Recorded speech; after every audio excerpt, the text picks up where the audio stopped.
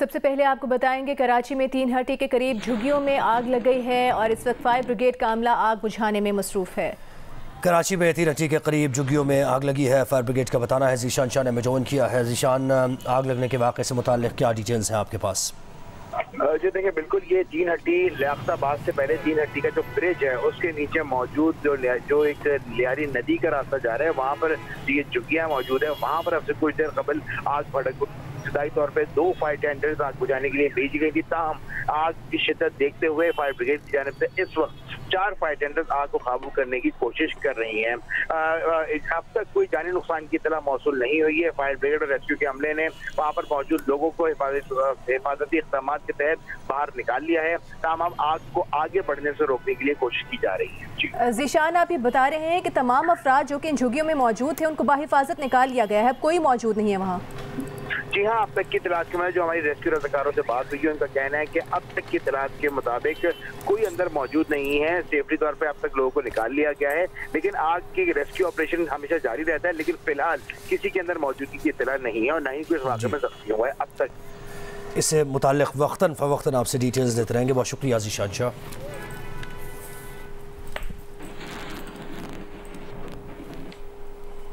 Supreme court में 62(1)(f) के तहत ताहयात नाअहली के मामले पर समाअत कल सुबह 9 बजे तक मुलतवी कर दी गई है। Supreme court bar election act और 5 साल नाअहली की हिमायत करती है और ये कहना है वकील साहब का। आपकी दरख्वास्त 184(3) की थी। हम समाअत आर्टिकल 185 के तहत अपीलों पर कर रहे हैं। चीफ जस्टिस नुमाइंदा जियो न्यूज़ मरीम नवाज ने हमें ज्वाइन किया है। मरीम, समाअत का अहवाल क्या है आपके पास? जी, आज सुप्रीम कोर्ट में सुबह से जो है वो आर्टिकल 62(1)(f) की तशरीह से मुतालिक केस की समाअत चल रही थी और इस केस में मुख्तलिफ वकला की जानिब से भी दलाइल दिए गए, अदालती मुआवनीन ने भी अपने दलाइल दिए और अब सुप्रीम कोर्ट कल सुबह इस केस की दोबारा समाअत करेगी। सुप्रीम कोर्ट के सामने नुकता ये है कि आर्टिकल 62(1)(f) से मुतालिक एक तरफ सुप्रीम कोर्ट के फैसले हैं जो कि कहते हैं कि ताहियात नाअहली होनी चाहिए और दूसरी तरफ इलेक्शन एक्ट में तरमीम कर दी गई है साबका हुकूमत की जानिब से, जिसके तहत आर्टिकल सेक्शन 232 ऐड किया गया है और ज़्यादा से ज़्यादा नाअहली की जो मुद्दत है वो 5 साल मुकर्रर कर दी गई है। तो अदालत ने ये देखना है कि सुप्रीम कोर्ट के फैसले चलेंगे या फिर इलेक्शन एक्ट चलेगा। तो सुप्रीम कोर्ट में आज जो अदालती मुआवनीन हैं उन्होंने अदालत को यही कन्विंस किया कि जो अदालत का फैसला है समीउल्लाह बलूच केस में उसको बरकरार रखा जाए, उसको ना छेड़ा जाए, बल्कि कोई दरमियानी रास्ता निकाल लिया जाए। ये उज़ैर भंडारी ने जो कि अदालती मुआविन मुकर्रर किए गए हैं उन्होंने अदालत के सामने अपना नुक्ता रखा, जबकि वकील फैसल सिद्दीकी का ये कहना था कि जो समीउल्लाह बलूच केस था उसके अंदर सुप्रीम कोर्ट ने नाअहली की मुद्दत तय कर दी, लेकिन उस मुद्दत के तयन का तरीक़ेकार ठीक नहीं था, कोई मैकेनिज़्म नहीं दिया गया, वो फैसला ठीक नहीं था। लेकिन अदालत के सामने अब प्रॉब्लम यह है कि वो किस तरह अपना दिया हुआ पुराना फैसला जो कि अब फाइनलिटी अटेन कर चुका है, यानी उसको चैलेंज नहीं किया गया और वो अब अपनी जगह बरकरार है, तो उसको एक अपीलों की सूरत में सुन के उसको ख़त्म किया जा सकता है या उसको नलीफाई किया जा सकता है या नहीं। फिर अदालत के सामने दूसरा नुकता ये भी जो है वो फैसल सिद्दीकी ने उठाया है कि क्या एक सादा कानून साजी से जो सुप्रीम कोर्ट के फैसले हैं उनको ख़त्म किया जा सकता है या नहीं। तो वकील फैसल सिद्दीकी ने ये अदालत के सामने अपना मुद्दा रखा है कि एक सादा कानून साजी से पार्लियामेंट जो नाअहली की मुद्दत है या सुप्रीम कोर्ट का फैसला है उसको ख़त्म नहीं कर सकती। अब जजेस की जानिब से ये सवालात किए गए। जस्टिस मंसूर अली शाह ने यह कहा कि क्या आईनी तरमीम के लिए मामला पार्लियामेंट को भेजे, तो इस पर जो है वो वकला ने यही कहा कि पार्लियामेंट आईनी तरमीम कर सकती है और नाअहली की मुद्दत भी तय कर सकती है, लेकिन पार्लियामेंट ने 3 दफ़ा की पार्लियामेंट भी आई, उसके अलावा मुख्तलिफ तरमीम भी हुई, तो उनमें नाअहली की जो मुद्दत का तयन है वो आर्टिकल 62 के तहत नहीं किया गया।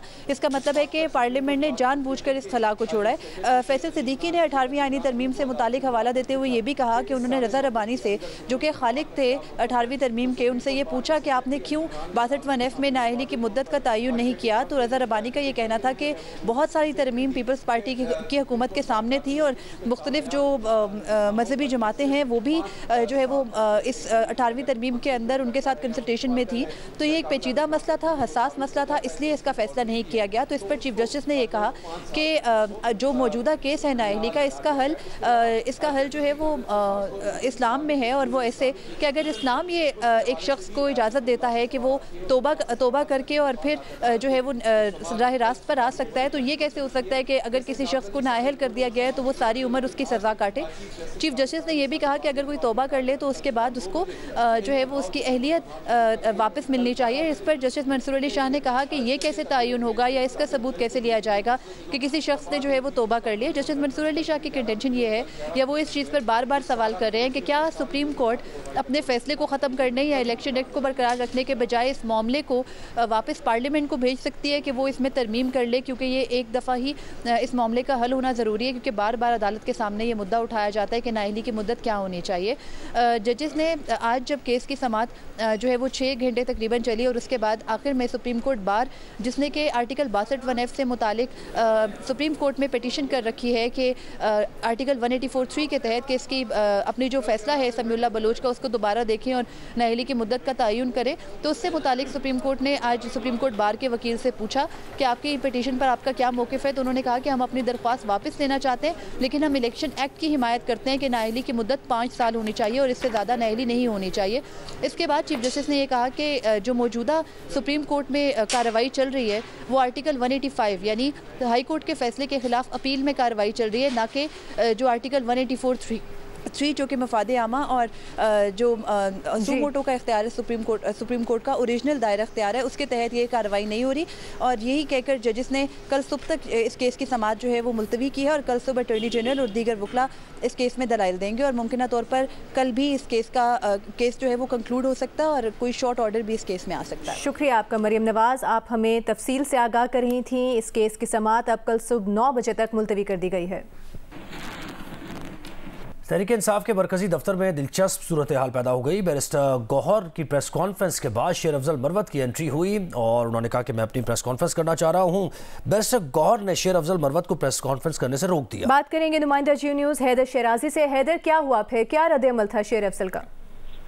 जी, पाकिस्तान तहरीक इंसाफ के चेयरमैन बैरिस्टर गौहर ने अब से चंद मिनट कबल प्रेस कॉन्फ्रेंस की, जिसके बाद शेर अफजल मरवत भी गुफ्तगू करना चाहते थे। उनके साथ शेर अफजल मरवत चेयरमैन पीटीआई के ऑफिस गए। वो चाहते थे कि जिस बिल्डिंग में प्रेस कॉन्फ्रेंस हो रही थी उसी में चेयरमैन पीटीआई बैरिस्टर गौहर भी बैठे हुए थे। निचले ऑफिस में वो गए उन्हें साथ लाने के लिए, लेकिन बैरिस्टर गौहर उनके हमरा प्रेस कॉन्फ्रेंस नहीं की, जिसके बाद उन्होंने जो शेर अफजल मरवत थे उन्होंने उमैर नियाजी को बुलाया कि आप मेरे साथ आकर प्रेस कॉन्फ्रेंस करें।